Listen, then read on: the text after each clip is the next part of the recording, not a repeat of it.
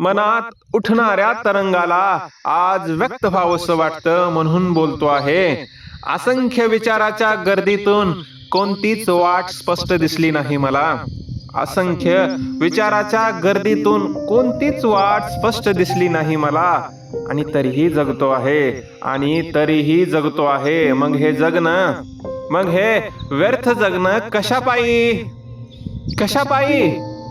मोहाच्या झाडाला बंधन कधी नसतं, तसं मनाच्या अंतरंगाला कोणतंही अंतरंग नसतं. आता हे स्पष्ट कळून समजतंय, आता हे स्पष्ट कळून समजतंय. पण पुढं काय, पण पुढं काय माहिती नाही, माहिती नाही. हा काही माझा दोष नाही, हा काही माझा दोष नाही. कारण जीवनाची अनुभूती कोणतीही असली तरी सार्थकता कशातच नाही. जीवनाची अनुभूती कोणतीही असली तरी सार्थकता कशातच नाही.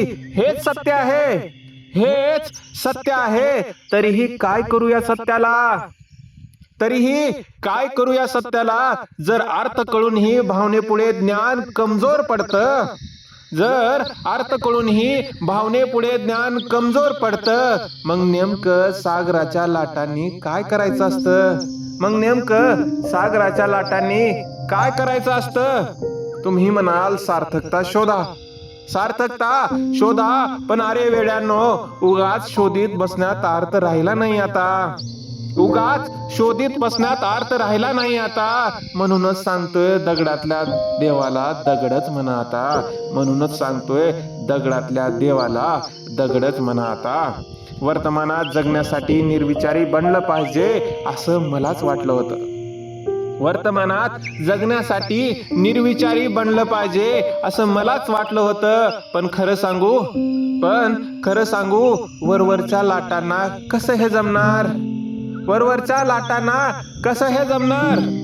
आणि वरून का कुणी घडवली असेल ही सृष्टी, का कुणी घडवली असेल ही सृष्टी? इथं मरणारा जीवन मागत राहतो, इथं मरणारा जीवन मागत राहतो. आणि जगणाऱ्याला जीवन खरं वाटत नाही, आणि जगणाऱ्याला जीवन खरं वाटत नाही. मग दोष कुणाचा, दोष कुणाचा?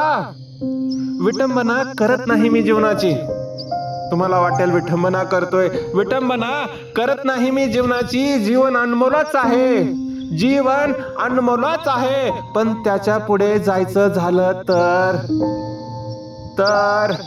त्याच्या पुढे जायचं झालं तर